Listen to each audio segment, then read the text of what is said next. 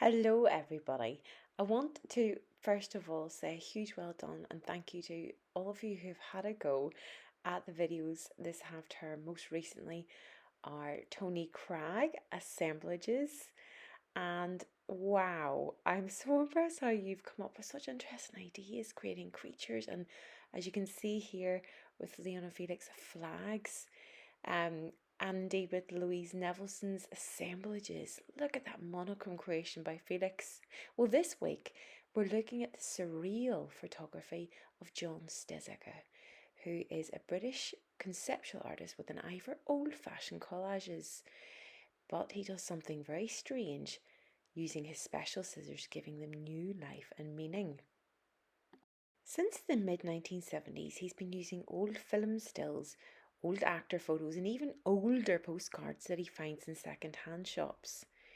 Stezaker makes collages that change the meaning of the original images, and he makes original works of art from these. Stezaker studied at London's Slade School of Fine Art in the 1960s. During this time in France, a situationist group of artists were arguing that reality had been replaced by the endless flow of images in mass media, like the advertisements we see on the side of buses and at bus stops, in the tube, on building sites and on our TV screens. This was an idea that Stezaker really took to heart.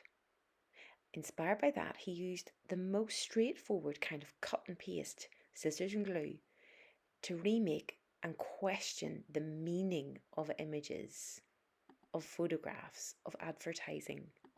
Like in his 2006 Mask series, that's like a collection of works, in which postcards showing landscapes, usually in the countryside, they cover mask-like the faces of famous old film actors.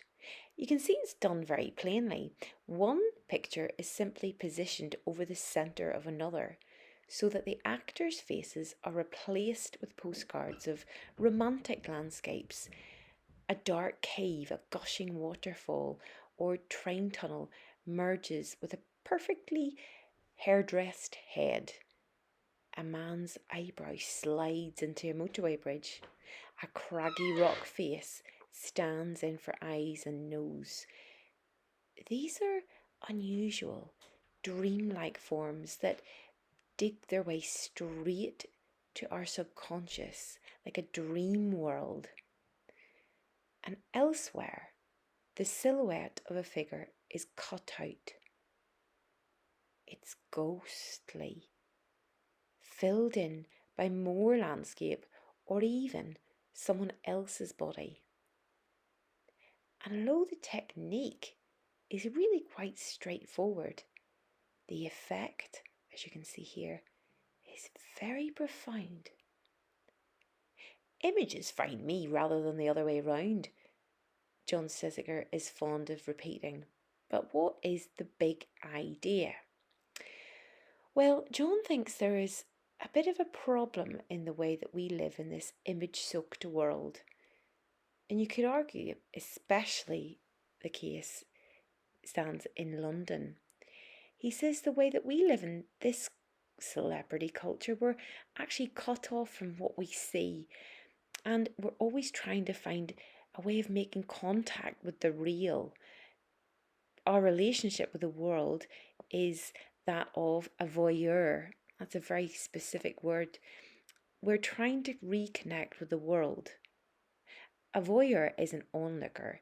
In other words, he is saying that we're all at risk of becoming people who watch on and observe rather than really acting and doing things in our world. We can become really easily distracted by the things we read and see in screens and newspapers and ads. Would you agree? What I love is how Stezaker's artworks invite us to question the boundaries between what's real and what's imagined, what's familiar and not familiar, and the old and the new. And if you're interested in created collages in a similar, slightly surreal style but using more modern imagery, Stezaker could be a great inspiration. You could experiment with making a photo portrait collage that includes modern photographs from magazines you like to read or screenshots from websites, with adult permission, of course.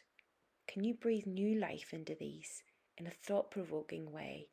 Ways that make us think about the story or meaning behind the artworks and the message you want to communicate.